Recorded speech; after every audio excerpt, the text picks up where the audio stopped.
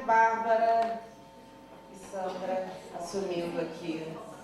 Gente, só mulher nas mesas hoje, né? Nas mesas. Ele tá no apoio. Aqui, eu falo. Pois é, ele tá assim. Ele estava. Não, é igualdade. Aqui, então.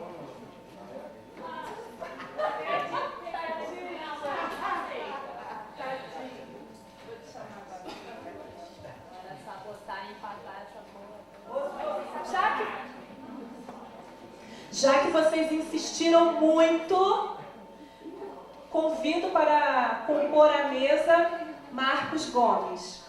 Você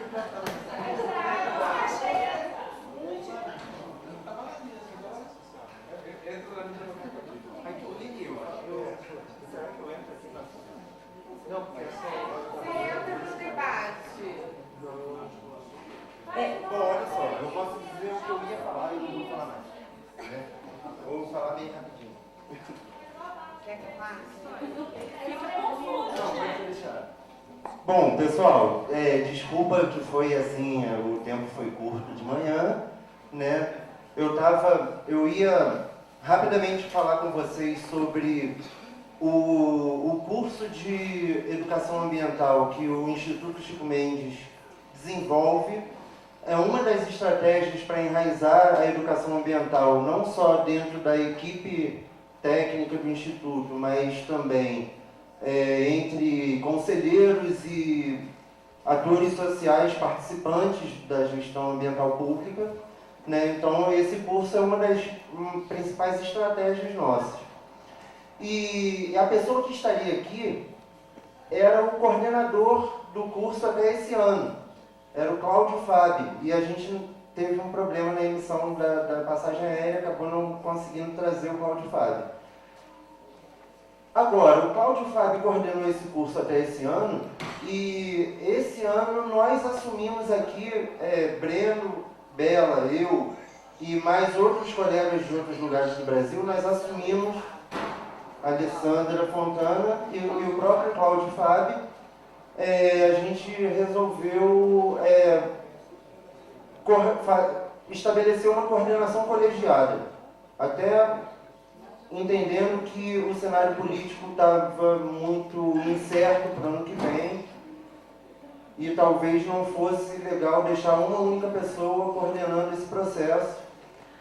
Né? Então a gente tomou essa decisão de ter uma coordenação colegiada.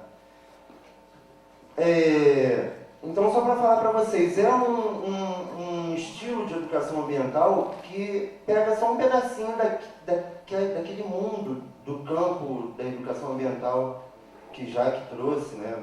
Bárbara também conversou um pouco. No caso aqui, a gente assume o papel de um ente público, né, na formação de nossos colegas e de nossos parceiros, dentro da gestão ambiental das unidades de conservação federais.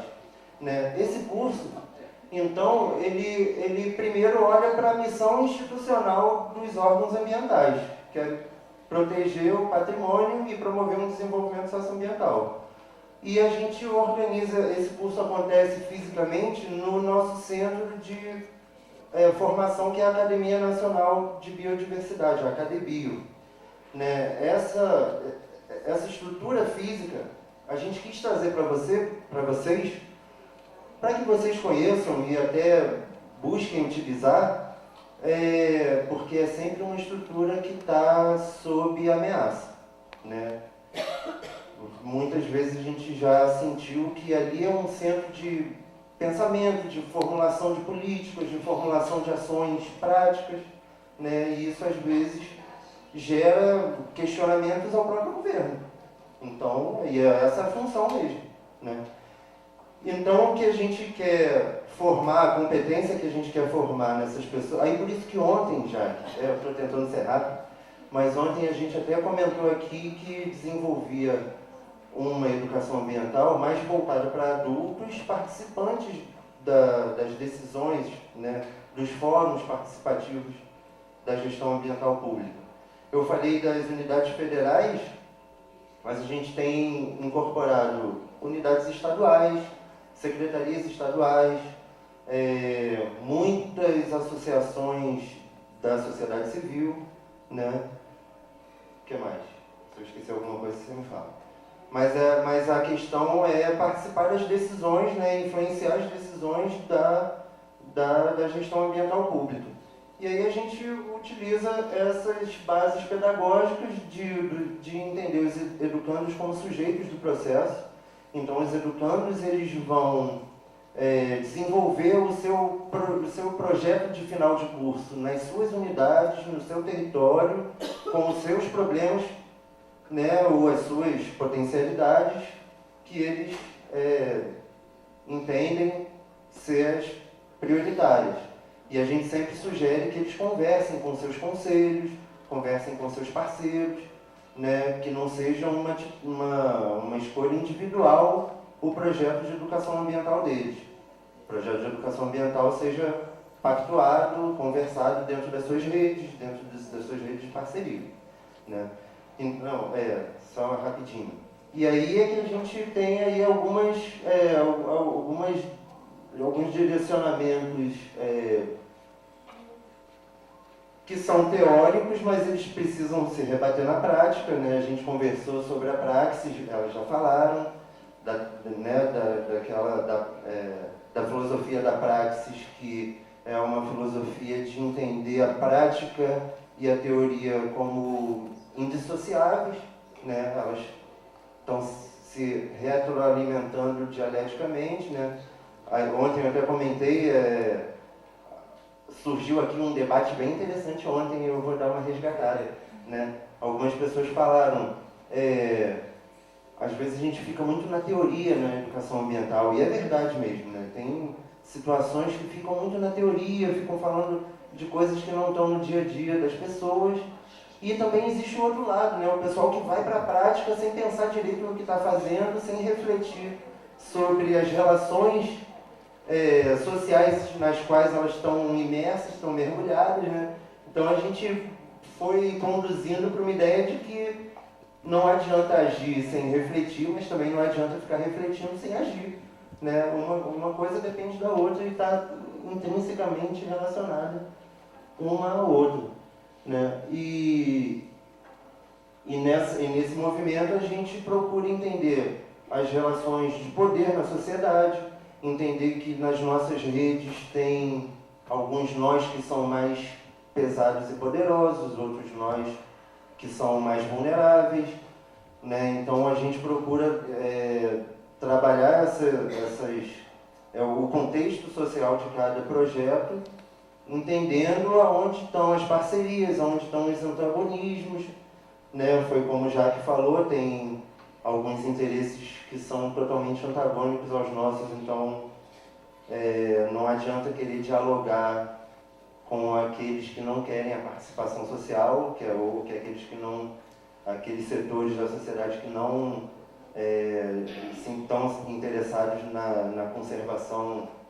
socioambiental, né? Então essas reflexões a gente faz no curso e dessas reflexões a gente vai construindo o projeto prático. Era mais ou menos isso, eu não vou entrar em detalhes para a gente poder conversar. Bom, então tá. O tempo do curso, ele acontece em módulos. Um módulo inicial que é bem teórico mesmo, porque a gente começa por um contexto global, né? A gente também reflete um pouco sobre a estruturação do próprio Estado e as concepções de Estado que se encontram em disputa na sociedade. Alguns entendem o Estado como um Estado mínimo possível ou quase inexistente. Outros entendem um Estado como tendo um papel de garantir direitos, né? Um papel mais presente na vida da sociedade. Então a gente faz um pouco dessa reflexão, faz um pouco da reflexão de hegemonia também, né? Entendendo que alguns setores são hegemônicos nas políticas públicas e dão as cartas com mais desenvoltura, mais facilidade, com todas as várias possibilidades de definir as políticas públicas. Por isso a gente trabalha com a ideia de sujeitos prioritários, aqueles que estão excluídos ou que têm pouca influência na definição dessas políticas. São nesses que a gente também procura focalizar para que eles tenham mais força, né? Uma ideia que a gente procura questionar, criticar, é aquela ideia de que num conselho cada entidade é um voto. Beleza, cada entidade é um voto, mas eles não têm a mesma capacidade de definição de decisão, né? Então alguns ali têm muito mais possibilidades de encaminhar seus interesses. Outros têm muito mais dificuldades. Também foi falado aqui na mesa antes do almoço. A Jaque lembrou muito bem das audiências públicas, por exemplo. Isso acontece também nos conselhos, né? Às vezes a linguagem é totalmente técnica, as decisões já vêm tomadas para o público só dizer amém, né? Então essas coisas a gente procura criticar, né? E sugerir aos nossos colegas que às vezes não têm uma formação que os permita fazer essa leitura da sociedade, nunca participaram de um movimento social ou não tiveram um estudo mais ligado à área social, né? A gente tem muitos biólogos, engenheiros florestais, claro, que não quer dizer que biólogos, também sou biólogo, mas não quer dizer que... Mas a gente não tem, às vezes, elementos para analisar essas desigualdades de poder, né? E essas diferenças de atuação na arena pública, né? Na arena política. Então, a gente forma pessoas que sejam também formadores, mas formadores sempre refletindo sobre essas desigualdades que existem na arena política, né? Para que a gente possa dar mais condições aos setores mais subalternos, né? Mais vulneráveis, possam se expressar e ter um papel mais protagonista na definição de políticas públicas, né? Então, nesse contexto, a gente também acaba trabalhando um pouco a ligação de muitas comunidades com o seu ambiente, né? O conhecimento que as comunidades têm do seu próprio ambiente, a relação que essas comunidades mais vulneráveis têm com o seu ambiente, que às vezes elas trazem, às vezes quase sempre, as comunidades mais ligadas ao território trazem um conhecimento do próprio território que é importantíssimo para a gestão ambiental desse território. Em termos bem resumidos, eu acho que é um pouco isso. Ah, sim, bom, mas aí falando que o curso em módulos tem essa etapa de análise da sociedade, né? Tem um pouco aí uma análise também das correntes da pedagogia, né? Porque muitos ali nunca passaram também por uma formação pedagógica. A gente trabalha um pouco isso no planejamento das ações pedagógicas. Trabalhamos um pouco de comunicação, de gestão de conflito, né? E há uns 3 anos a gente até juntou o curso de educação ambiental com um outro curso que existia de gestão participativa, que são técnicas, né, que a gente também trabalha técnicas de envolver todos os participantes numa discussão, né, de trazer as pessoas para se manifestarem numa discussão. Técnicas participativas em geral, né? Então a gente juntou a educação ambiental com a gestão participativa e com a gestão de conflitos também, que faz uma leitura dos conflitos e das desigualdades sociais aí expressas no conflito de acesso aos bens ambientais, né? O conflito de acesso aos direitos ambientais. Então a gente também tem uma pegada de justiça ambiental muito grande, né? Porque na justiça ambiental a gente faz uma reflexão de que os impactos ambientais são mal distribuídos na sociedade. Alguns setores sofrem muito mais os impactos ambientais do que outros e, inversamente, os benefícios gerados pelo ambiente também são mal distribuídos na sociedade. Alguns setores da sociedade se beneficiam muito mais do uso, né, do meio ambiente do que outros setores. Então a gente tem alguns exemplos aí durante o debate. A gente pode ir explorando na medida do interesse de vocês. Mais adiante posso dar algum exemplo que ilustre alguns projetos que têm sido trabalhados assim. E tem dado muito resultado, porque o conflito ambiental é a nossa própria matéria-prima, né? Porque o setor público ele acaba mediando na sociedade o acesso da sociedade aos bens ambientais, né? O acesso da sociedade a um território. Quem pode entrar num parque nacional, né? Quem tem condições de entrar num parque nacional, né? Várias questões assim que a gente pode explorar. Quem são os povos que têm direito a utilizar um rio, né? Ou por que alguns povos são eliminados em nome de algum progresso, de algum projeto que se considere maior? Por que para se construir uma usina de Belo Monte, por exemplo, considerou-se que as populações ribeirinhas e indígenas eram dispensáveis? Né? Porque como a gente chega a essa situação? Então, essas populações mais agredidas pelas políticas, inclusive as ambientais, né? Porque às vezes a criação de uma unidade de conservação também expulsa a gente do seu território. Também acontece.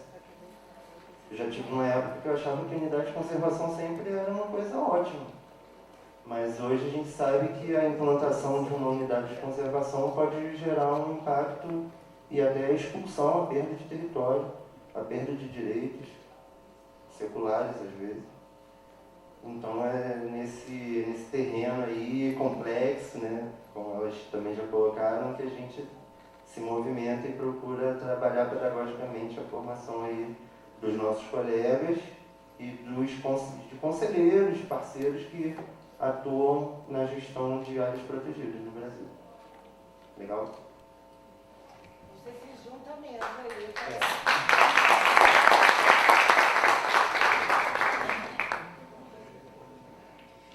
Para resumir, eu sempre acho que a gente não tem nunca assim, não, isso eu sei, o tema que elas estão falando eu sei, mas quando a pessoa que é especialista vai falando, aí eu fico assim, boto aqui, estudar isso, estudar aquilo, botar assim, porque é muita coisa, gente. Vamos dizer que eu vá viver aí até 70 anos, 80, 90, tudo bem, 150.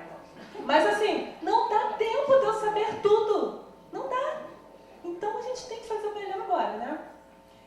Abro com as magníficas palavras de Bárbara e calma aí. Bárbara, Jaqueline e Marquinho estão abertas as perguntas, se alguém quiser, por favor. Ok. Tá. As inscrições significa, quem quer falar, Belinha vai lá e anota e a pessoa vai falando para não ter confusão, ok? Miguel, pode vir.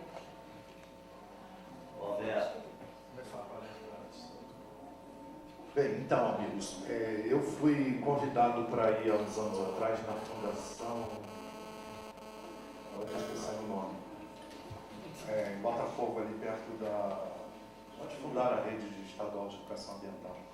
Bem, e eu tinha o péssimo hábito de falar em nome da PEDEMA e não no nome da instituição que eu participava da PEDEMA. E aí eu entrei nesse treco lá e vou dizer sincero, eu achava que a educação ambiental era uma bosta. Por quê? Porque eu sou de uma área contaminada e que eu tive que aprender sobre contaminante lá na Cidade dos Meninos, ensinar para a comunidade todo o processo de luta que ia ter que trabalhar, e a luta era contra o governo federal.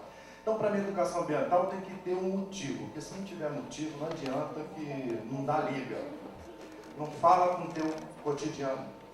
E o que eu, por exemplo, morar perto de uma unidade de conservação como a Reserva Biológica do Tinguá, dar aula no entorno da Reserva Biológica do Tinguá, ser secretário em Xerém e achar que lá só existe Zeca Pagodinho, pelo amor de Deus. E eu fico imaginando que qual é a corrente da educação ambiental, e a pergunta para os três, conseguiria dar essa liga entre a melhoria do local de moradia, da qualidade ambiental no sentido das unidades de conservação, da qualidade da água, dos rios, que é de lá que a gente bebe água, que estão dentro da área protegida, as captações da concessionária de serviço de água e esgoto. Então era um pouco isso, era ver qual é a corrente que mais se adequa a essa minha questão aí que eu estou tentando formar para vocês.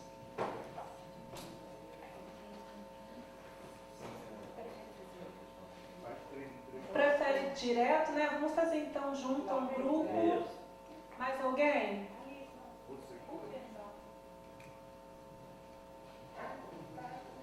Boa tarde. Meu nome é Francisco, eu moro na cidade de Guapimirim e estou aqui hoje para dar um flash sobre o que aconteceu lá na cidade. Eu consegui, sozinho, obedecendo toda a legislação vigente, fechar o lixão de Guapimirim. Demorei 12 anos para fazer isso. 90% do tempo eu tive que enfrentar o Ministério Público, que nunca sequer respondeu nenhum questionamento que eu fiz a eles. Nem o Ministério Público, nem a Prefeitura e nem o Governo do Estado. Então eu montei um dossiê bem nutrido de fotos e tudo, e apresentei ao Conselho Nacional do Ministério Público. E aí o Ministério Público, depois da ordem do Conselho Nacional, em 2 meses respondeu todas as perguntas, abriu uma ação civil pública e resolveu a questão. Inclusive os ex-prefeitos tiveram que depor, pagar a multa, e o lixão hoje do Guapi está fechado. Todo o lixo do Guapi é depositado em Itaboraí. Então eu queria dizer que eu estou à disposição, com toda a documentação, para se essa casa aqui quiser, eu virei aqui no momento oportuno, explicar como eu consegui isso sozinho, respeitando a legislação. Roberto. Obrigada. Mas é que a gente está pedindo para vir para cá, para aparecer no vídeo. Então venha. É o seguinte, você procurar ser bem rápido, porque tem uma coisa aqui que eu quero fazer um resgate, que acho que é a Bárbara, o nome dela, que falou, e a Jaqueline também tocou um pouco, o Marquinhos só arranhou. Que é o seguinte, que eu gostaria de ter claro, vocês me esclarecer, de qual comunidade que vocês falaram na fala de vocês. Mas deixa só eu terminar a minha contextualização. O que me preocupou é o seguinte, que isso é um termo que para nós de favela, eu sou lá do município do Rio, sou também do conceito de favela, e com toda a certeza do mundo, acho que essa questão ambiental sempre tocou mais os moradores de favela do que qualquer outro morador de qualquer cidade. Porque lá a gente foi morar para lá sem ter água, sem ter nenhum tipo de saneamento, sem ter energia elétrica, a gente conseguiu viver. Está aqui hoje um velho de 69 anos, que foi para lá com 2 anos de idade. E lá não tem arquiteto nem engenheiro, e a gente construiu prédio. E a gente descobriu que saúde para favelado se trata com cimento e areia. E aí, quando falaram em comunidade, eu falei assim, como está em voga hoje, a nível nacional, principalmente pelos representantes do poder público, que a mim não me dizem respeito, eu hoje desconheço, faz tudo parte da mesma panela, a mesma política, o mesmo modelo de sociedade, desse rincão, essa colônia chamada Brasil, mas enfim, é porque, quando implantaram o nome comunidade para as favelas, foi uma grande jogada política para apagar a memória de como se deu o surgimento de favela e como é que ela se mantém como é que seus moradores se mantêm morando lá através de suas variadas formas de resistência. E aí eu fui preocupado quando alguém, numa plenária como essa, um tema tão rico, tão importante, isso que é a questão ambiental, quando vem a baila esse nome de comunidade, eu falo, opa, está mexendo com a gente, pô, como é que faz? Já vamos ter que enfrentar mais um conjunto de remoções, porque eu já vi que no governo, fora os mandatos do PT, mas nenhum outro governo criou um projeto não de moradia, mas de política habitacional. Eles discutem moradia, mas política habitacional não querem discutir. E até no governo Lula, quem montou lá o projeto Minha Casa Minha Vida fomos nós, pelo Movimento Nacional de Moradia, que Miguel, junto comigo, foi um dos fundadores. Inclusive da fundação, foi o primeiro secretário. Ele estava lá junto em 1991, lá em Goiás, na cidade de Goiânia.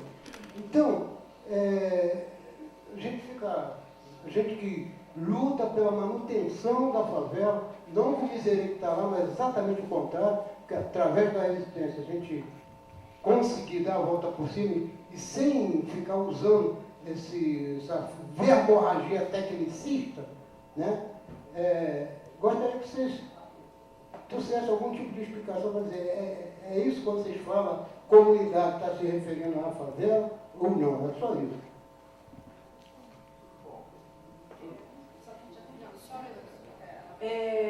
Aos da mesa, nós temos já 3 perguntas, né? Não, 2 perguntas e tem umas 3 pessoas. Vocês querem juntar tudo ou já responde esse bolo e...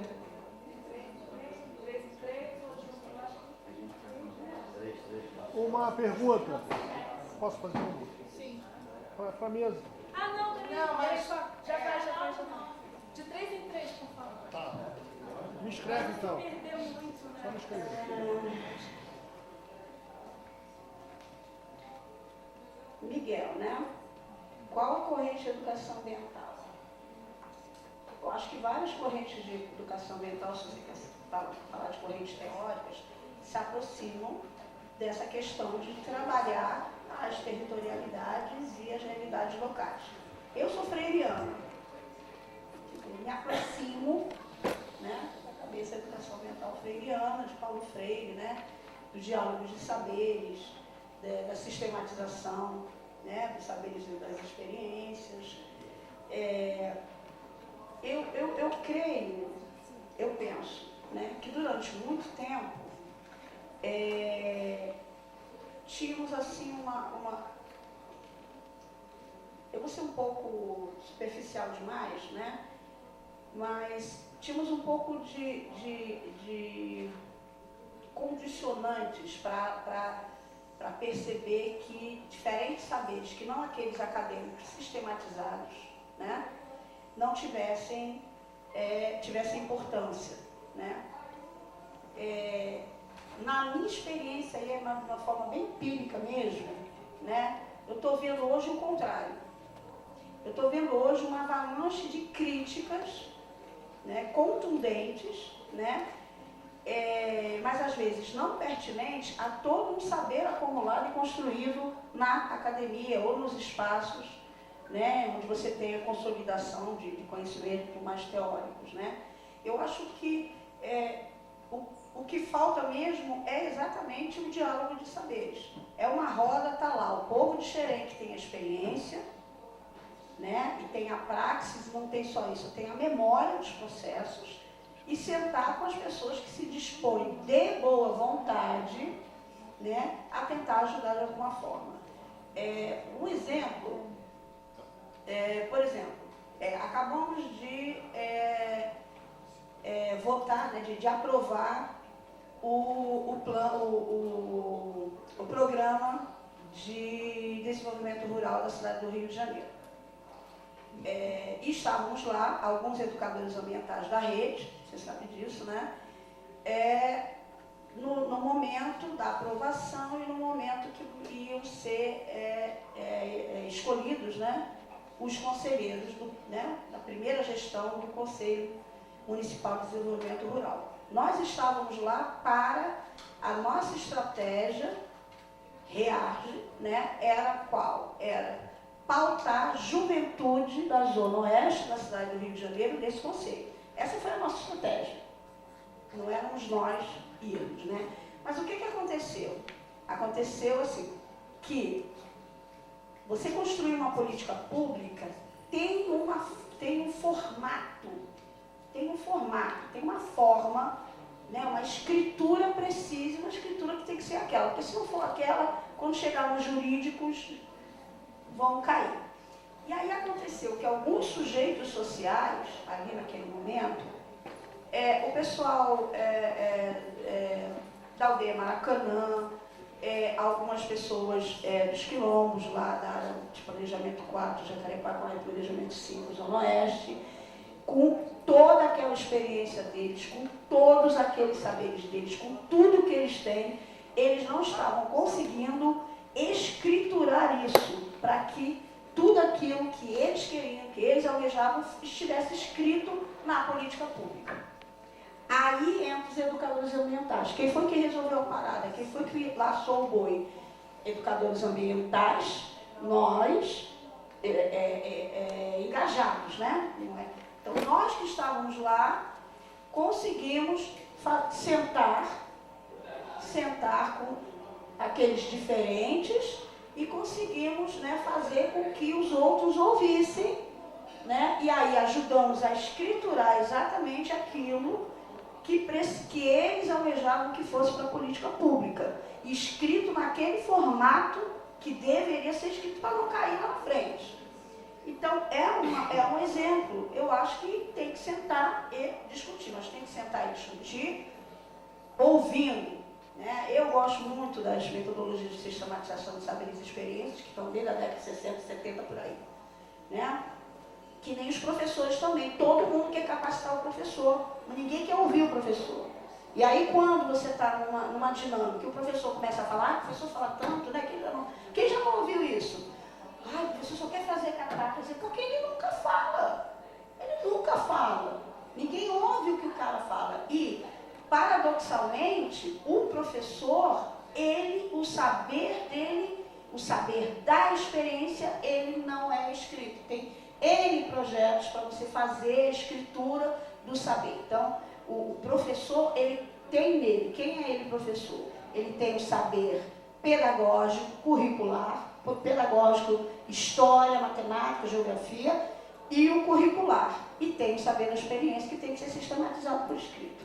Então, eu acho que isso são exemplos, né?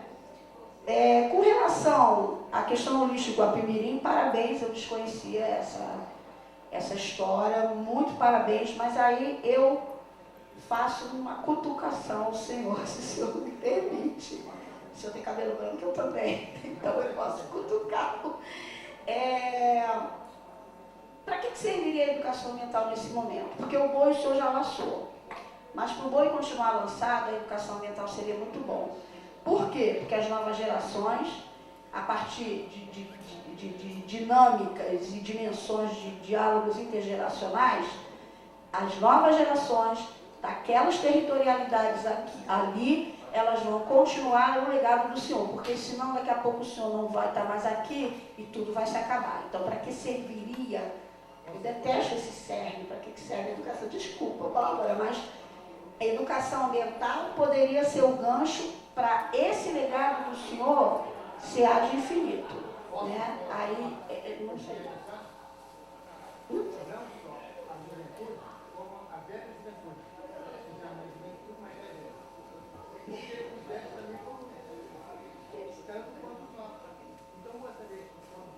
Tem que ser usar o telefone, o microfone. Dá o telefone para ele aí. Dá o telefone para ele. Alô? Só para complementar rapidinho. Atenção. Obrigado. Essa juventude que deve ser educada, eu gostaria que mudasse para a nova juventude e a velha juventude. Quem educa todo mundo, porque a velha juventude também polui. Obrigado. Eu tinha um minuto, não tenho mais, né? Pergunta de Romero.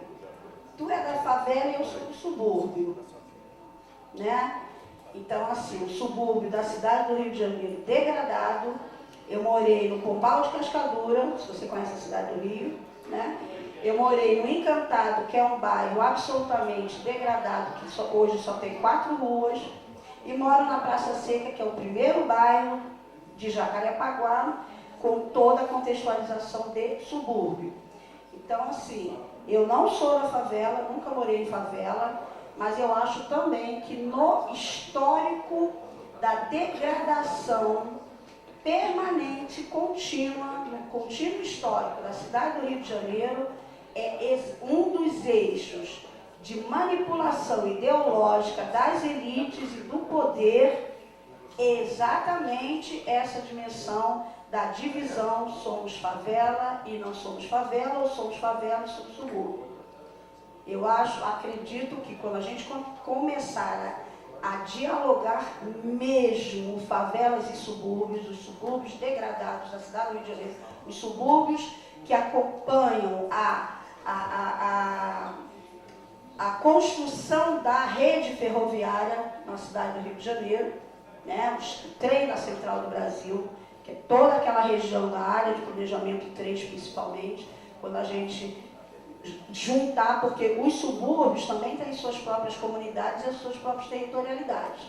Então, assim, o conceito de comunidade pode ser, sim, sinônimo de favela, mas no meu conceito, respondendo a ti, comunidades, elas são comunidades que têm o sentimento de pertencimento e, às vezes, um subúrbio pode ter várias territorialidades, várias comunidades. Então, o meu conceito não é sinônimo de favela.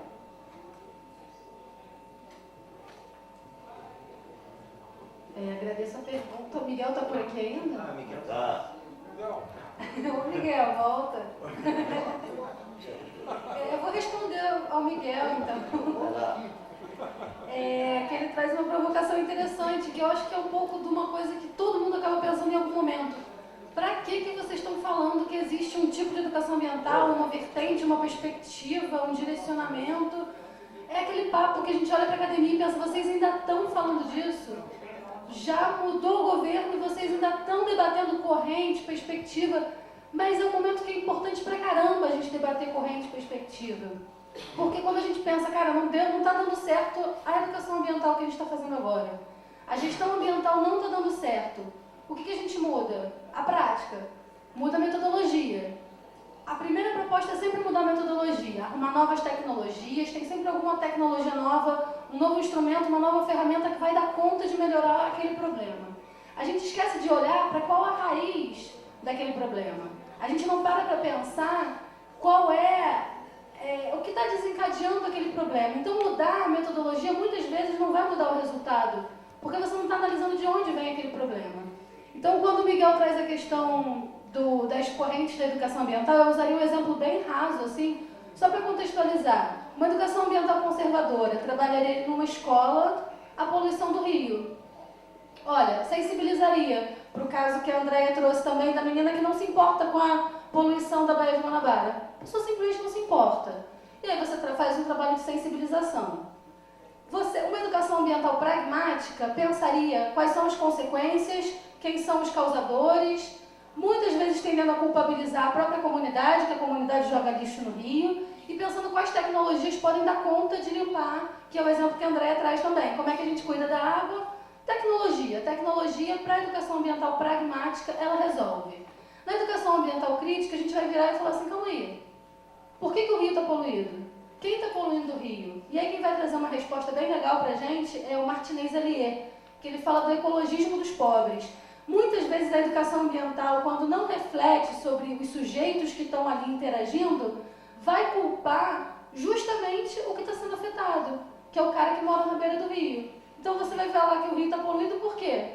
O cara está jogando esgoto ali na beira do rio. A gente não para pensar no lixo das indústrias que estão chegando até ali. A gente não para pensar no modelo de desenvolvimento que a gente está vivendo, nas questões políticas, na possibilidade de atuação. Então a educação ambiental crítica, ela traria essa reflexão mais ampla. E, pensando, já trazendo a resposta para o Romero para finalizar essa fala, dentro da educação ambiental crítica, a gente acredita na perspectiva freiriana, na justiça ambiental, a gente pensa muito no diálogo. E o diálogo ele não é parte, não é simplesmente falar, todo mundo está num diálogo de saberes onde todo mundo fala. O diálogo ele parte da escuta atenta.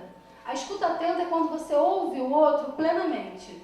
Você está escutando o que o outro está falando, você não está julgando se você concorda com aquilo ou não, você está simplesmente captando a ideia do outro para aí sim pensar o que vocês juntos podem construir nesse diálogo. Então a educação ambiental de base comunitária, quando eu falo de comunidade, eu estou falando de favela também.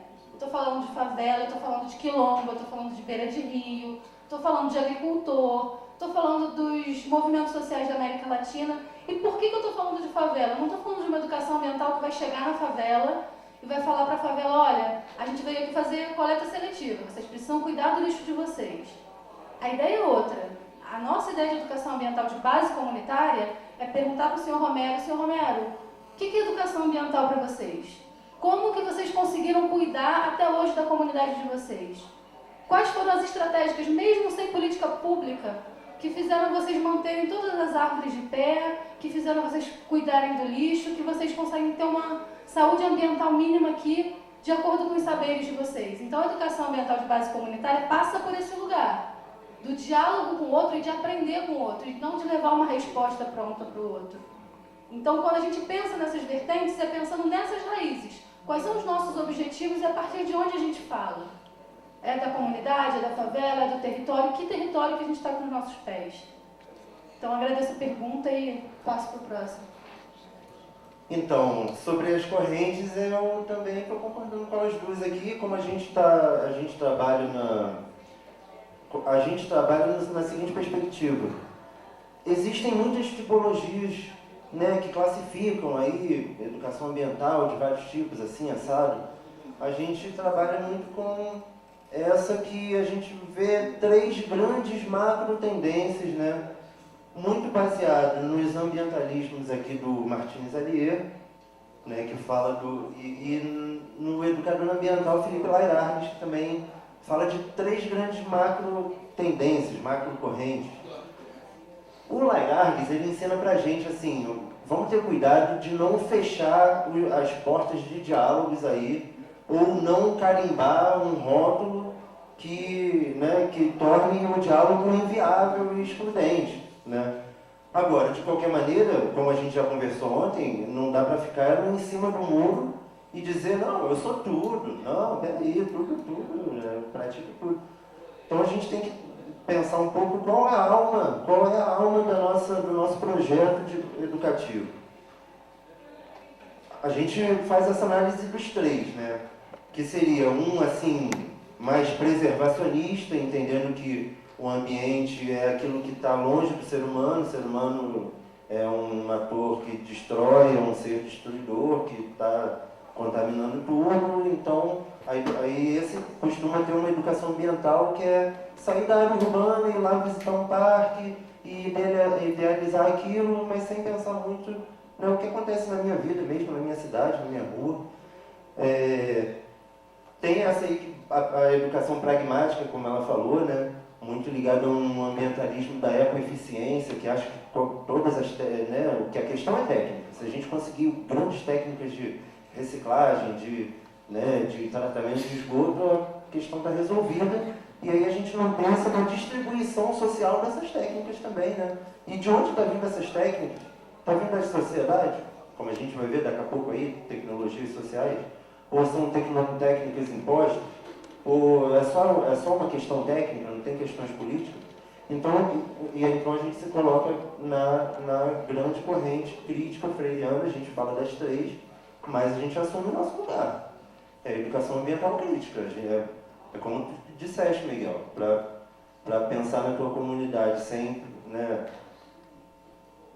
A questão lá do pó de broca é um tema, né, freirianamente falando, é um tema gerador para você estudar um monte de coisa a partir daquilo que tu está vivendo, né, no palpável, no dia a dia, né? Então, no lixão de Guapi, eu diria para o Francisco assim, poxa, você lutar sozinho por 12 anos é um grande esforço, te parabenizo, mas do ponto de vista da educação ambiental, seria interessante perguntar para as pessoas em Guapi, organizar, criar, né, mobilizar as pessoas. E aí, o que o lixo... Não, desculpa, não vai dar agora. Mas como é que é o lixo na sua cidade? Quais são os males que o lixo está trazendo, né, para a sua vida? Como é que é a sua produção de lixo? Como é que é... Né, a produção de lixo é igual em todos os bairros, em todas as classes sociais, né? Talvez trabalhando todas essas questões a gente pudesse chegar, né, a uma eliminação, né, ou uma melhor gestão desses resíduos, né, mas mobilizando as pessoas e buscando aprendizados a partir do pé no chão, a partir do que a gente está sofrendo no dia a dia. E aí é por isso que eu diria para o Romero que, assim, a verborragia tecnicista que tu trouxeste, ela existe mesmo, né? Às vezes a gente está cheio de técnica, mas, né, ou cheio de conceitos abstratos. O conceito ele só faz sentido com base naquilo que a gente vive na carne, né, no material ali. Então, agora a gente também não pode ficar só no conhecimento comunitário. Eu acho que todas as comunidades, e eu já vou falar um pouquinho também do conceito de comunidade, mas todas as comunidades elas têm direito de adquirir novos conhecimentos também. Então, aí elas têm o direito de ter acesso ao saber científico também. Então, eu acho que o diálogo de saberes aqui, como Jaque falou, freirianamente também, né, é um ensinamento de Paulo Freire. Vamos trabalhar com o conhecimento dos povos com quem a gente está lidando, mas vamos também dialogar, trazer coisas novas, né? Olha, a ciência está falando isso, tem um cientista estudando aquilo, né? Tem um técnico que criou ali uma tecnologia, mas partindo das questões que você vive no dia a dia. E quando a gente falou em comunidades, no nosso caso, a gente trabalha com vários tipos de comunidade. Também concordo com a Jaqueline que tem muito a ver com identidade, né? A gente não vai dizer qual é a comunidade da pessoa, a pessoa que vai dizer qual é a comunidade dela, se é uma favela, se é uma comunidade indígena, se é uma comunidade de quebradoras de coco de Babaçu, né? Comunidade é o que dá a identidade àquele grupo e eles é que vão dizer pra gente, né? É a gente que vai rotular numa perspectiva da educação crítica, né?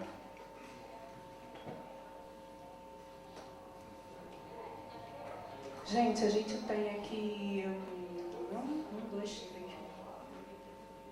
6 pessoas, a gente fecha com essas 6 pessoas, qualquer pergunta a mais e coisa... Oi? É restrição, não. Não, só para... Depois a gente, né, eles vão ficar aqui à disposição, senão tem mais 2 mesas. Nós passar para a Bela agora. Raquel está lá atrás. Oi, mesa.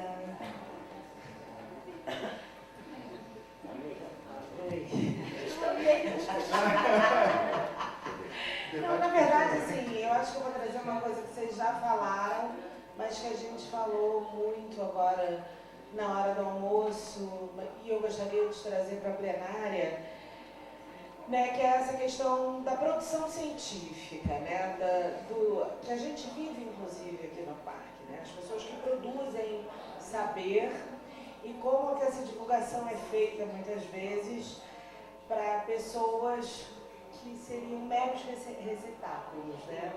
Então, eu queria que vocês fizessem, à luz, né, de Paulo Freire e dessas concepções, né, dessa concepção do Martinez ali, né, de educação ambiental, fizesse alguma observação com relação a isso. E também com relação ao papel da mulher no protagonismo, muitas vezes, né, nas comunidades e nas tomadas de decisões com relação a programas de educação ambiental, etc. e tal, né? Enfim, a Bárbara falou, né, do papel da mulher nos embates lá no Acre, né? E a gente vê, né, a mulher muitas vezes na favela, no subúrbio, né, uma caiçara, uma quilombola com uma terceira, quarta jornada. Então, eu queria que vocês fizessem também, se possível, algum comentário com relação à importância da mulher nesses programas. Né? Eu também quero fazer um questionamento aqui de ordem prática. E aí, ordem prática, eu vou direto para você. Quando você falou que o curso é destinado inclusive a gestores públicos e ONGs, eu gostaria de saber se o processo de comunicação desses cursos podem ser direcionados para os comitês de bacias, porque nos comitês de bacias nós temos um público ávido por essas informações. Por outro lado, de ordem prática também, a gente vem brigando muito, e aí a gente está vendo ali uma câmera, E hoje, facilmente, aquela câmera poderia estar ligada ao Facebook, ou ao YouTube e até ao Instagram, e isso aqui está sendo transmitido ao vivo. Né? Porque, com certeza, tem gente interessada em ouvir isso, ouvir o que a gente está falando aqui, e não teve a oportunidade de aqui estar presente. Então, a gente precisa se valer disso. Esses jovens aqui, hoje está vendo muita coisa no YouTube, e a gente precisa ser, para ser produtivo, fazer inserções no YouTube de até 6 minutos, né, para que haja um acesso. E a gente precisa começar a produzir conhecimento de forma palatável pela sociedade, para que a gente possa efetivamente ter ações práticas e literalmente fazer com que a educação chegue a mais gente na ponta. Então a gente não pode ignorar hoje esses recursos das mídias sociais, e aí eu queria que vocês comentassem sobre isso. Raquel. Senão o Léo briga comigo. Aí vem aqui pro meio, que é mais bonito.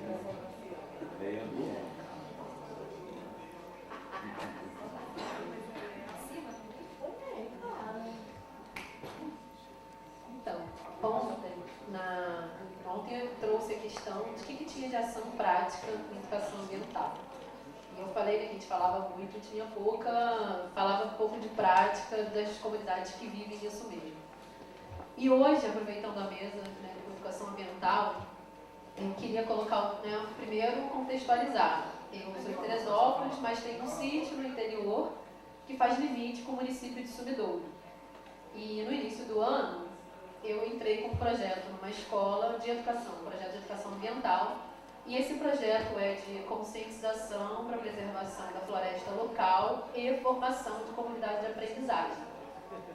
E eu pensei nessa proposta, primeiro pela minha ligação com o lugar, que é um sítio, eu estudei, morei lá, e tem esse viés ecológico, não é formação acadêmica, é porque meus ancestrais, né, meu pai, meu avô, eles tinham essa ligação com a terra, com o cultivo, com respeito à natureza, e eu fui morar num sítio, morei 7 anos num sítio sem luz, e a casa é de pau a pique até hoje, então a gente está dentro disso, né, e hoje a gente considera uma reserva. E resolvi, nessa escola que eu estudei, trazer esse projeto de preservação da floresta local, porque se eu tenho 30 anos, a gente está há 30 anos no sítio, e eu já vi que florestas foram embora. Imagina quem já está lá há mais tempo, e é desmatado por causa da agricultura. E nessa questão da agricultura, todo mundo falou de favelas, não sei o que e tal, um outro povo, uma outra comunidade que eu acho que fica esquecida é quem está nesse interior, nessa zona rural também, e que a educação ambiental não chega tão claro dessa forma. E nessa proposta, dentro desse contexto todo, em 2007, olhando para essa questão de fazer pela comunidade o que ela precisa, a gente fez uma pesquisa social através da Associação de Moradores, que a gente perguntava, entre várias questões, o que você esperava do lugar e o que você gosta no lugar. E uma das coisas que são uma média de 800 pessoas, a gente conseguiu atingir 500, que eles, em maioria, respondeu que gostava do verde do lugar, mas destruíram, né? Tudo bem, eles gostavam do verde, mas estavam plantando, desmatando, mas gostavam do verde. E a outra coisa é que não tinha área de lazer, não tem praça até hoje, a comunidade não tem uma praça, não tem nada disso, é uma comunidade rural, onde a casa e 2 metros da casa já estão as lavouras e nem quintal tem direito. E com esse projeto de educação ambiental, juntando com a formação de comunidade de aprendizagem, porque eu acho que você não muda nada se você não ter esse olhar de educação, de construir junto com a criança. E com esse olhar de educação, nasceu a ideia de fazer junto com a comunidade de aprendizagem, saindo dos quadrados da escola e trabalhando com a comunidade, o que você quer para o lugar, baseado nessa pesquisa de 2007, né, que é do verde, uma área de lazer, então vamos brincar e vamos proteger o verde, resumindo era isso. E foi um trabalho difícil, porque eu esbarrei em questões políticas, a política local ainda é uma política de coronelismo, né? Ainda é o coronel que manda, não tem o chapéu branco e nem a peixeira, mas ainda é essa política. A política do lugar, né, que são representadores vereadores, também traz a mesma linha, ainda são interesses pessoais. E dentro da prefeitura, dentro da Secretaria de Educação de Meio Ambiente, que ainda é a mesma, educação ambiental é um tema que não é tratado. Mesmo você levando o Plano Nacional de Educação e mostrando a integridade, a pluralidade, dentro, que garante a qualidade da escola, não sei o que e tal, em nenhum momento isso é tocado. E eu percebi nesse período do projeto que ficou ativo, hoje paralisado, mas nesse período que ficou ativo, eu percebi primeiro essa dificuldade de quem está na gestão, né, nem da população de ponta, de acessar essas informações e reconhecer essas informações. E depois, a linguagem toda de educação ambiental formada por essa rede, né, toda essa rede, ela é técnica, sim, mas inacessível para essa população. Então, comunica com, digamos, com a cúpula, mas não comunica com quem quer atingir.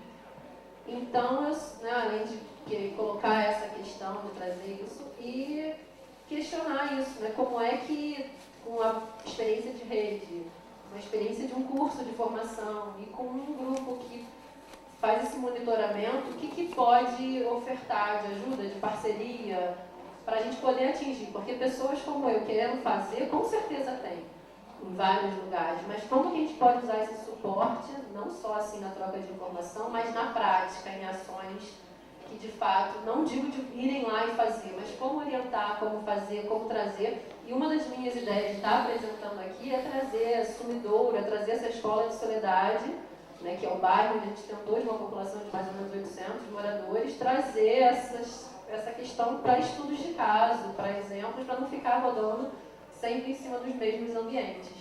Acho que é isso. Breno. Fazer um comentário em relação à fala do Romero. Primeiro, enaltecer a tua coragem da forma que você traz esse assunto numa plenária que pode ser, a princípio, avessa à forma como você expressou. Mantenha essa coragem, que ela é importante para quebrar algumas barreiras. Os colegas aqui já responderam, eu estou totalmente de acordo com o que trouxeram, então não vou repetir o que foi falado. Alguns tópicos em particular. Primeiro, assim, a necessidade, de fato, de reconhecer a comunidade como aquele agrupamento que se vê em comum, diferentemente da sociedade. A sociedade é ampla. Na sociedade brasileira, tem várias pessoas que compõem essa sociedade, mas às vezes não se identificam com um parentesco comum, não se identificam com ideias próprias, não tem identidade de um grupamento unificado. A comunidade é menor e tem esse sentimento próprio que vem dela, foi bem reiterado aqui, de se sentir em comum. Quando a gente trata especificamente de comunidades próximas de áreas urbanas, de comunidades de favelas, a situação fica um pouco mais, ou muito mais complicada, até mesmo do que a relação que temos hoje em dia das unidades de conservação com povos e comunidades tradicionais. A Andréia falou mais cedo de uma política nacional de povos e comunidades tradicionais, definida por um decreto federal, que, bem ou mal, regra algumas prioridades que esses grupos sociais têm que receber em projetos ambientais. O favelado nem aí está. Então, ele é uma população em condição de subalternidade, em condição de vulnerabilidade socioambiental, mas não pode se afirmar como quilombola, não pode se afirmar como uma quebradeira de coco, não se pode se afirmar como pescador artesanal. Então, realmente, é por isso que eu me solidarizo e encorajo essa tua vontade de falar para quebrar essa barreira. A gente está em discussão muito inicial no Instituto Chico Mendes sobre a possibilidade de identificar algumas favelas como comunidades tradicionais também, pelo uso compartilhado de recursos naturais, especificamente em relação à água. O uso compartilhado da água pode ser alguma brecha para enquadrar como população tradicional. A gente tem que evoluir nesse debate para tirar da invisibilidade esse grupo social tão enfraquecido. Último comentário. A tua crítica ao saber científico, ela é fundamental. Fundamental. Só que foi amplificada recentemente. Guerreiro falou aqui bem. Ela foi amplificada e chegou nos órgãos ambientais. Tanto que alguns colegas hoje em dia, ao enaltecer o saber popular, recusam o saber científico. Esse é um erro. Esse é um erro tão grave quanto o academicismo. O cientista que recusa o popular. A gente está realmente no limiar de passar para o lado de lá, de ser bacana, interessante, enaltecer esse saber popular, mas sem reconhecer a importância do saber científico. Por exemplo, recentemente a gente teve a implantação de várias universidades federais fora das capitais. Federal do Oeste do Pará, Federal do ABC Paulista, vários polos de universidades também indo para cidades interioranas. Processo muito bacana que aconteceu aí na última década. Não há sinais, lamentavelmente, de que esse processo se amplifique, siga adiante. É uma pena.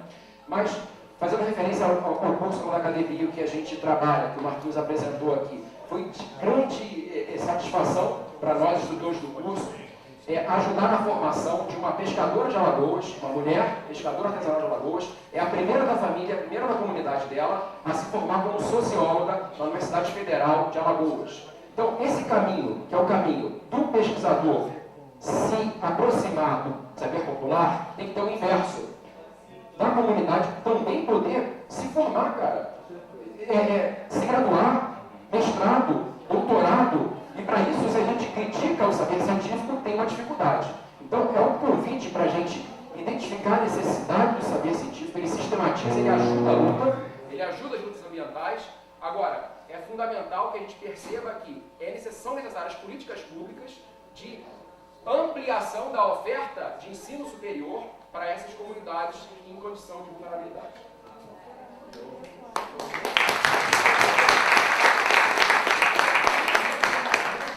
Próximo seria o seu Renato.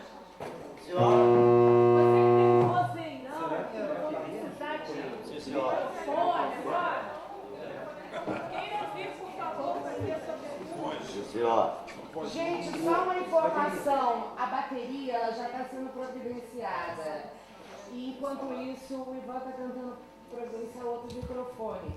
Já vai chegar, tá? Seu Renato está junto com o vozeirão dele, no banco. Não, porque é assim. Posso? Olha pra gente. Vira pra cá. Vai lá, seu Renato. Vai, seu Renato. A gente tem uma preocupação quando a companhia. Eu também, bicho.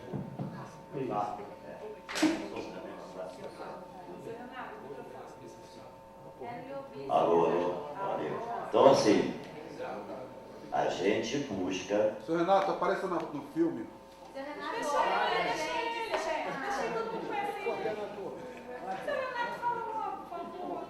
A gente busca parceria com a academia, mas a gente tem um pé atrás com a academia.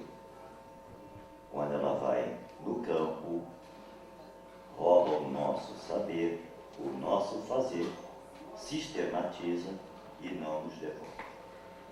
A gente quer parceria.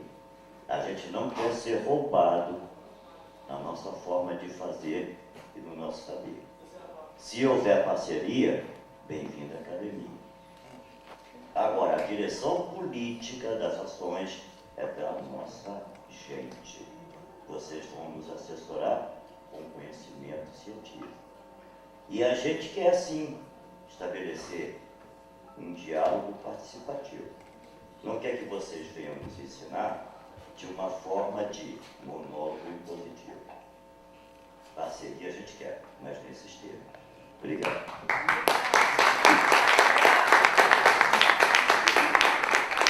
Léo, a sua pergunta. Deixou sua cabeça na telinha, pô.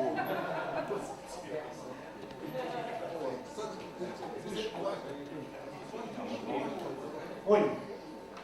Então, eu não fui apresentado assim a minha atividade para vocês. Meu nome é Léo Bittencourt, eu sou aqui de Teresópolis, sou produtor audiovisual e um dos trabalhos principais que eu faço são documentários de resgate de memória. Então, eu tenho já vários filmes feitos sobre determinados capítulos da história de Teresópolis. E virei uma referência na cidade nesse assunto. Então tem a série Reminiscências, essa aqui, né, que eu contei a história da estrada direta, que eu contei a história da ferrovia, que eu contei a história dos anos 20 aos anos 50. da seleção brasileira em Teresópolis, e em vários momentos dessa história, quer dizer, dessas histórias, eu observei, né, a questão da memória e da identidade do povo, né? Mesmo que seja fragmentado, ela existe em algum momento. E eu vou contar uma historinha que a fala da Bárbara, no primeiro bloco, antes do almoço, ela disse sobre o empate, né, a origem do empate lá na luta lá de Chico Mendes, né, contra os jagunços lá dos senhores lá da terra, lá, né, querendo passar o rodo neles. Né? Então, e isso me lembrou essa coisa da memória e identidade, de que forma, né? Então, assim, eu fui uma vez aqui numa comunidade em Teresópolis, chamada Quinta Lebrão. É uma comunidade muito carente, né, que feita em costa, em vale, assim, muito desassistido, né, beirada de estrada. E eu tinha uma história daquele bairro que lá dentro do bairro, numa parte que eu nunca tive da minha vida, já a parte rural do bairro, tinha uma birosca lá, eu fui conversar não tinha assunto, na verdade, né? E eu falei assim, pô, você sabe por que aqui é Quinta Lebrão? Aí a pessoa falou assim, cara, não, parece que está Leblon escrito errado. Né? Não, é Lebrão mesmo. Aí Quinta do Lebrão. Aí eu fui desenvolvendo com a pessoa. E aí eu falei, tem a rua José Manuel Lebrão, não te diz alguma coisa? Que é uma rua que dá acesso a esse bairro. Aí o cara regalou o olho, assim, como eu percebi que ele começou a encaixar. Aí eu disse para ele, você sabe quem foi? Então, aqui foi uma quinta que pertenceu a esse cara. Né? Aqui já existiu nesse bairro, aqui nesse vale, uma quinta que pertenceu a esse cara. O nome desse cara chama-se José Manuel Lebrão, o nome daquela rua lá. Você pega todo dia para vir para cá. Aí eu senti um pouco de surpresa do cara, assim, do pessoal, já juntou gente em volta, interessado, né? Quando é que esse cara vai chegar? Eu falei, pô, você sabia quem era o José Manuel Lebrão? Aí, não. José Manuel Lebrão foi um cara que foi dono da confeitaria Colombo, lá no Rio de Janeiro. Aí, então. E ele tinha essa propriedade aqui em Teresópolis. A casa dele era ali e tal. E ele, lá na confeitaria dele, ele vendia a marmelada mais famosa do Brasil, que era a marmelada Colombo. Aí, você conhece? Aí deu uma espremida até achar alguém mais velho lá que lembrava mais ou menos, porque era uma coisa que não era do poder aquisitivo deles. Era uma marmelada cara. Era uma latinha verde que estampa na vitrine lá da confeitaria Colombo até hoje, a lata. E aí, quando eu contextualizei, eu disse, então, aí quando todo mundo, eu falei assim, agora eu vou fazer a ligação. Esse marmelo que saía para a lata, para fazer a marmelada Colombo, que é essa famosa aí do Brasil todo, saía daqui, da Quinta do Lebrão. Aí eles ficaram assim, eu percebi um espanto assim, um certo assim, eles tentando se ajeitar nessa informação. Aí eu penso o seguinte, eu tenho certeza que essas pessoas não vão mais esquecer dessa história. E essa história, ela tem duas vertentes. A vertente, né, da ancestralidade, que é que ela não atende, que seria uma coisa tradicional do povo, do local, que sempre fez cultivo de determinado tipo de fruta ou do marmelo e tal, e que a comunidade fazia isso. Lógico que essa história ela não foi feita, não foi contada dessa forma. Alguém foi ali e plantou, explorou o local até uma praga lá nos anos, 30, matar a plantação, eles não tinham recursos, e aí parou de produzir a marmelada ali. O que eu queria pedir assim para vocês, né, para ver que tipo de contribuição, de experiências, né, e de comentário, quer dizer, desenvolvimento vocês dariam esse tema, no sentido de que forma a gente aproveitar essa memória e identidade, que experiências vocês já se depararam para que isso seja colocado num viés de educação ambiental. No outro filme, só para ilustrar mais um pouquinho, eu já fiz um ecocine aqui apresentando um outro filme que contava a história da construção da estrada direto. E a capa do DVD do meu filme tem a serra toda pelada, sem uma árvore, por conta da feitura da estrada. Né? Então, já se passaram quase 60 anos, né? Ano que vem faz 60 anos, e a pessoa olha e nem sabe que ali teve corredor ecológico interrompido, teve, quer dizer, que foi aquela... ou seja, então, essa discussão que a memória traz, né? É onde eu me baseio para poder fazer uma ligação com a educação ambiental eventualmente. Então, assim, eu queria só passar isso para vocês, que é uma realidade que eu vejo aqui em Teresópolis, que deve ser uma realidade dos Caiçara, de Ilhabela, de vários outros lugares, e que, enfim, qualquer contribuição que vocês tiverem nesse sentido, a gente desenvolver esse assunto, eu agradeço. Tá? Obrigado.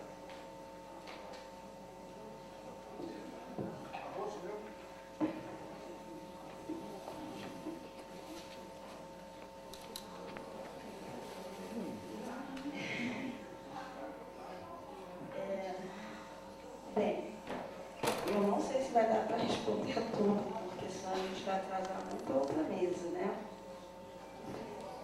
Breno, você falou muito melhor do que eu a questão que eu levantei, né? Não sei onde é que está o Breno. É isso aí, eu acho que a gente está. E esse tipo de movimento que o Breno explicitou muito bem, pode ser pode não ser um caos não, porque o caos é criativo.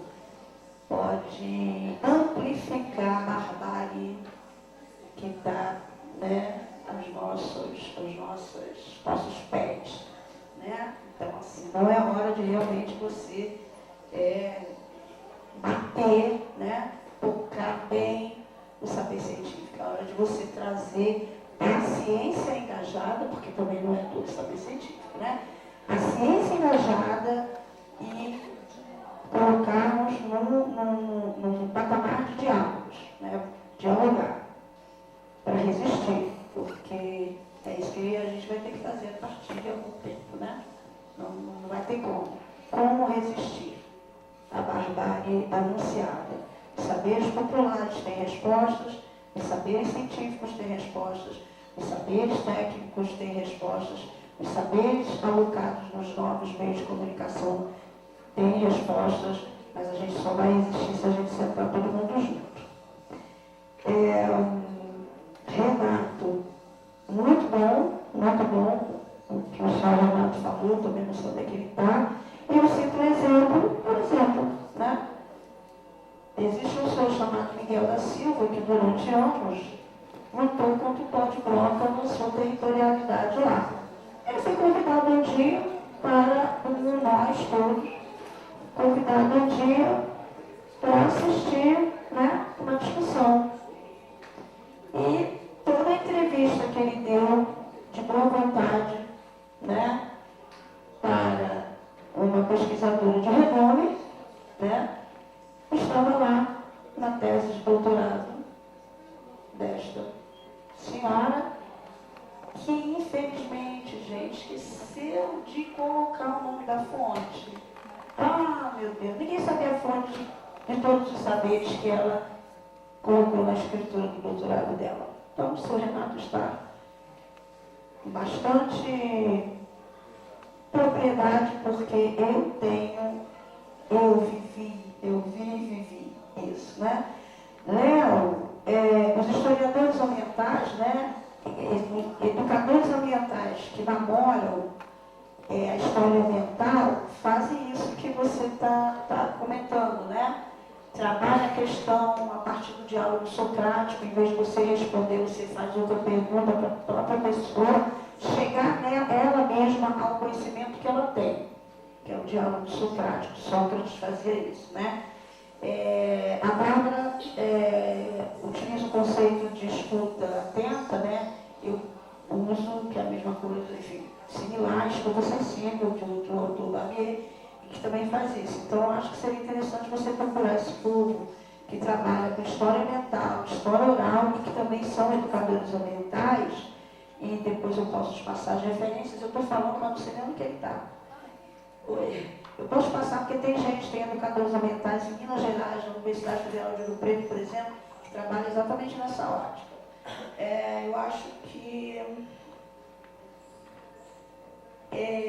Breno, eu vou fazer um convite a vocês, né, do ICBio, com essa questão da questão da água, né, esse uso compartilhado coletivo da água nas favelas podendo ser uma brecha, né, para trazer o conceito, aproximar o conceito de comunidade tradicional às favelas. Então, vocês podiam levar isso aos comitês de bacia do Estado do Rio de Janeiro, que essa discussão, né, são 9 comitês de bacia no Estado, né, e assim, acho que as câmaras técnicas, né, de educação ambiental, elas poderiam ajudar a pensar junto, né. Eu acho que eu vou acabar. A questão da Bela, eu acho que a Bárbara vai falar com muita mais propriedade que eu, né. São tantas coisas, Raquel, né. Eu acho que é sentar e pensar quais políticas públicas podem incidir. Existe todo um grupo que trabalha, por exemplo, com a questão de escolas sustentáveis, que a gente não conseguiu ainda que se transformasse numa política pública, mas que tem brechas que a gente pode utilizar como várias rubricas, né, que vem para dentro da escola. Acho que o povo que trabalha com escolas sustentáveis o povo que trabalha com escolas sustentáveis no conceito de engajamento, não aquele conceito de escolas sustentáveis apenas ecotécnica para esverdear a escola dentro da ideia de mercado verde, que o povo da teoria crítica fala com muita propriedade, mas existe muito grupo de escolas que trabalha com escolas sustentáveis engajados, né? Talvez pudesse te ajudar nisso, né? Talvez também algum tipo de ação, fazendo uma sistematização de saberes e experiência dos próprios professores, para dialogar, né? Eu paro por aqui. Com relação ao papel da mulher, Bela, eu convido as mulheres aqui presentes, já tinha mandado um flyer, né, que vamos fazer uma discussão aqui, né, da Rede de Mulheres Ambientalistas da América Latina, no Rio de Janeiro dessa rede, e a gente convida as mulheres para a gente discutir essa questão que ela levantou e outras. Tá bom? Obrigada.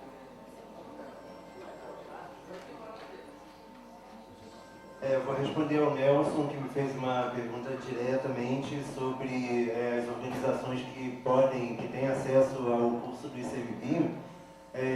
O curso lá na KDB, a gente realiza muito aproveitando oportunidades de recursos. Então, por exemplo, a gente teve uma oportunidade que era específica para a bacia do Rio Tapajós.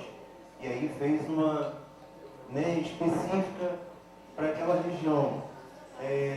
Ou teve uma outra que tinha um recurso disponível para reservas extrativistas. É claro que nessa a gente acaba puxando outras coisas que estão próximas, né? Então, a reserva extrativista a gente trouxe comunitários, gestores e outras unidades próximas, do Mosaico, outras organizações próximas. Mas o que eu queria te dizer é que aqui no nosso estado, por exemplo, a nossa ideia é que esses saberes eles sejam capilarizados. Então a gente está formando formadores para trabalharem também nos seus territórios. E aqui nesse território temos alguns colegas preparados, capacitados, e a gente, inclusive, atuando em alguns comitês de bacia. Então acho que é uma questão da gente conversar e talvez até conseguir fazer um curso aqui. A gente já até pensou que no próprio Parque Nacional pode ser uma mini academia, né? Aqui tem alojamento, né? Tem uma estrutura. Quem sabe, vamos conversar sobre isso e ver recursos que possam ser mobilizados para realizarmos aqui. A gente consegue fazer aqui, não precisa ir para o interior de São Paulo. Todos os comitês de bacia do Estado têm recurso alocado para ser alocado em educação. Pois é, o recurso está voltando, né? Ele sumiu e parece que não. Voltou, todo o recurso está disponível e a gente só precisa alocar isso de forma integrada. Então, vamos conversar, eu acho que é totalmente possível. Bom, os outros temas aqui de Raquel e Renato, eu acho que também.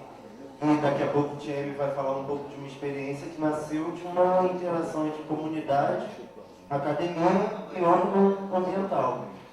A gente foi a uma comunidade numa perspectiva de pesquisação, Thierry e também estava nessa também. Elas vão conversar um pouco sobre isso. E, bom, só para falar muito rapidamente, vocês falaram das pesquisas que não são retornadas à comunidade, ou à sociedade, enfim, como quiserem. A gente já fez uma pesquisa que todo método científico se iniciou na conversa com a sociedade local. Então, qual o problema a ser pesquisado? Não somos nós que decidimos. A gente foi lá, fez um monte de entrevista, conversou com as pessoas, elas bateram de porta em porta, e a gente foi levantando os temas sensíveis. A gente deu um foco ambiental, mas até a questão do transporte apareceu, porque a comunidade não conseguia se capacitar, fazer algum curso, né, ter outras iniciativas, porque o transporte acabava antes das 8 da noite. Então, essa foi uma questão a ser trabalhada lá, por exemplo, para vocês sacarem que nem tudo fica no estritamente ambiental. Isso aqui está ruim, né? Muito ruim.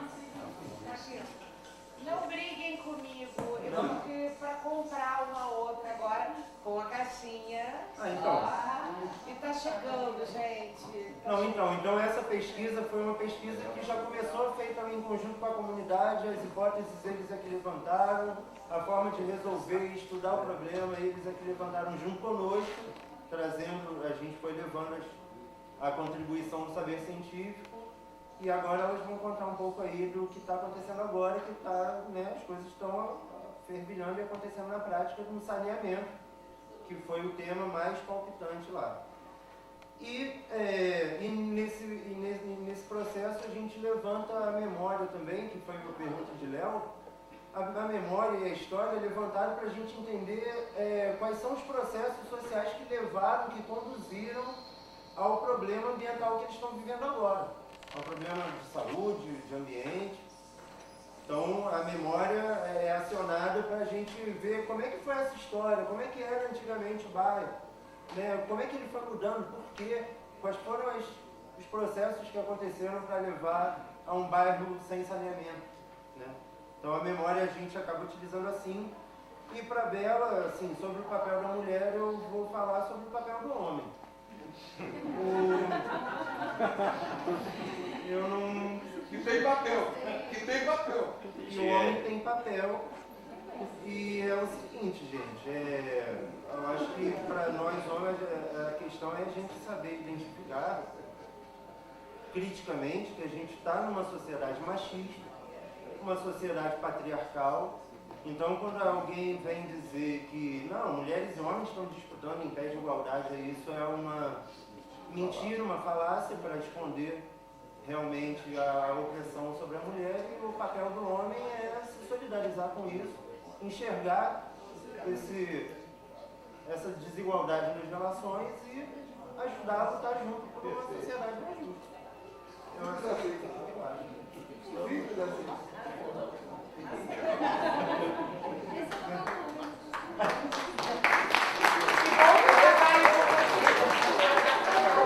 Olha que sorte que eu tenho.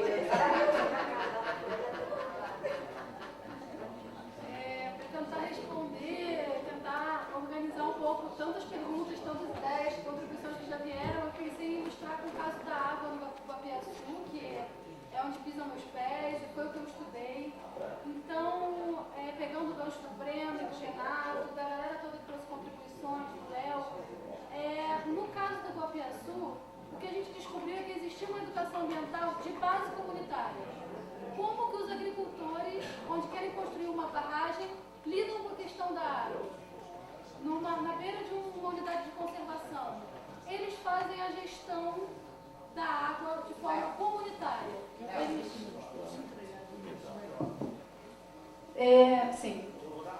A gente observou que os agricultores fazem uma gestão comunitária da água. O que é isso? Eles chegam até a nascente, colocam encanamento e distribuem para as casas. E eles não só fazem isso, como fazem todo um sistema de gestão compartilhado. Então, Quando falta água, quem é que vai cuidar, quem consegue os encanamentos, eles elaboram um projeto. Isso pra gente é uma educação ambiental de base comunitária. E a inspiração veio do Morro da... A inspiração pra gente perceber que isso acontecia em Cachoeiras de Macacu veio do Morro da Formiga, que é uma favela na beira de uma unidade de conservação de proteção integral que usa da água da unidade. Então, encarar a favela como comunidade tradicional é essencial em toda reflexão sobre o uso da água. Assim como em Cachoeiras de Macacu, encarar que os agricultores sabem o que é o uso da água e que eles sabem gerir a água melhor do que o governo do estado, quando propõe uma represa que em poucos anos não vai mais funcionar, os agricultores estão lá gerindo a água há tantos anos, a gente observa que existe uma educação ambiental de base comunitária. Na questão da água. Eu já botou uma bateria nova? Não botou. É da Mangueira. Tá chegando aí Pegando a carona enquanto está trocando, o Comitê da Baía do Guanabara foi instado a intervir nessa ação. O Ministério Público Estadual está apoiando o comitê e aí o desenvolvimento está acontecendo de uma forma intensa e ontem teve uma reunião lá com o Ministério Público, vários entes, SEDAI, para tratar desse assunto e os produtores rurais também. Maravilha saber disso. O comitê, o espaço participativo para tomar as decisões com relação à água. Existem diversas propostas de barragem, de grande barragem, pequena barragem, e os agricultores são contra qualquer barragem.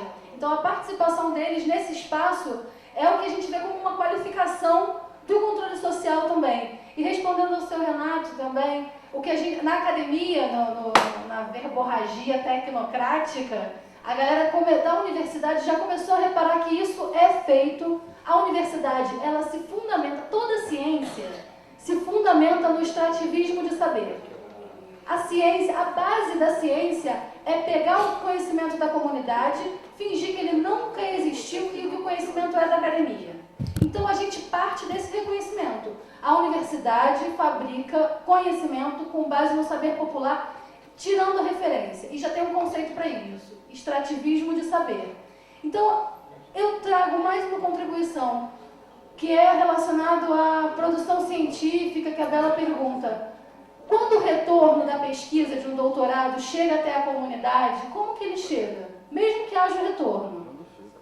Como que ele chega até a comunidade? Teoricamente, chega com muita teoria, numa reunião que poucos têm acesso, é um simples cumprir o papel. Fiz a minha pesquisa, dialoguei com a comunidade, já citei todo mundo ali, vou lá na comunidade e falo, o conhecimento de vocês me disse isso aqui. Eu não acredito nisso. Eu acho que a pesquisa é construída com a comunidade, como o Marquinhos falou, e os resultados são construídos juntos. E eu levo para vocês o resultado e eu quero saber se é aquilo mesmo. E o que a gente vai transformar a partir dali, porque o resultado não importa, o que importa é o processo de construção do conhecimento, que é em diálogo, que é coletivo.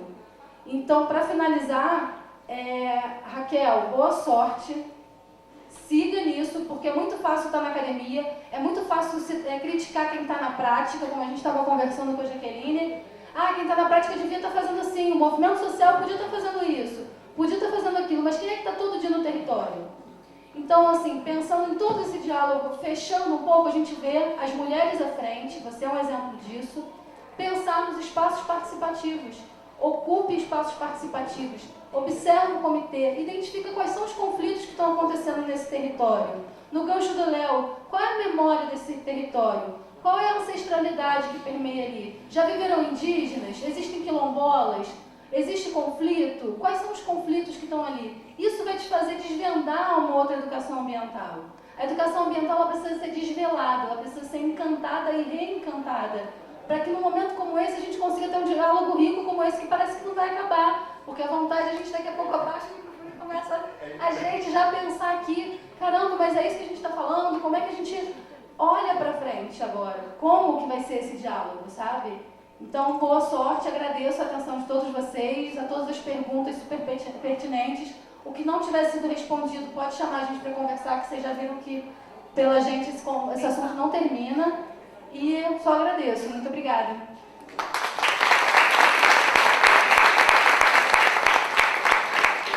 Eu não vou puxar a sardinha para o meu lado, mas eu acho particularmente que essa foi a melhor mesa do evento, gente. Parabéns, Bárbara, Marcos, Jaqueline, obrigada pelas palavras, pelo ensinamento, de mostrar um pouco da realidade de vocês, do trabalho de vocês. E como o Tiane fala, né, a gente sabe agora que a gente está indo pelo caminho certo, né? Porque a gente vai, quando a pessoa vai falando, a gente fala, nossa, é isso mesmo, não. Então, como o senhor falou da prefeitura, de Guapimirim, particularmente, a outra colega ali falou lá de Cimidouro, eu sou da Secretaria do Ambiente de Guapimirim e a minha maior dificuldade, eu sou da área de educação ambiental de lá, e a maior dificuldade de trabalhar em educação ambiental nessa área, o senhor Renato está aí que não me deixa mentir, é quando a gente vai para a escola ensinar a criança e vem uma criança e pergunta, olha só, eu vi que colocaram coletores coloridos de coleta seletiva na cidade, eu posso começar a fazer agora, separar meu resíduo? E aí o que você vai responder para aquela criança se sua cidade não tem um plano municipal de resíduo sólido com coleta seletiva? Então você vai falar com ele, não, pode fazer. E a Sandra é justamente o contrário, a Sandra fala assim, olha, não faz. Como é que você vai trabalhar resíduo sólido se você não tem o destino correto daquele recicláveis? Então, é muito constrangedor a gente ser da área ambiental, nós sermos da área ambiental e falar uma coisa que não acontece. A Sandra não faz isso, tá? Então, estar aqui hoje, estar participando da Câmara Técnica de Cultura e Educação Ambiental é trabalhar essa educação, essa reeducação, principalmente dentro dos órgãos públicos, porque é muito difícil. E é claro que eu falo para vocês, sozinhos nós não somos nada. Nós precisamos do apoio de vocês para que as coisas aconteçam. Não é fácil. Falar, né, da academia, de como isso é transferido para a sociedade é muito bonito. É muito fácil eu chegar aqui e estar falando bonito para vocês. Mas a prática, durante essas décadas todas, diante de todo esse histórico que a Jaqueline falou, diante dessa prática da Bárbara e diante desses projetos que Marquinhos trazem, por trás disso existe um trabalho duro e árduo que nem todo mundo enxerga. Eu gostaria que a partir de hoje vocês tivessem uma sensibilização para ver quem são realmente os educadores ambientais que trabalham por aí, ok? Muito obrigada pela atenção. 5 minutinhos para o banheiro, água e vamos!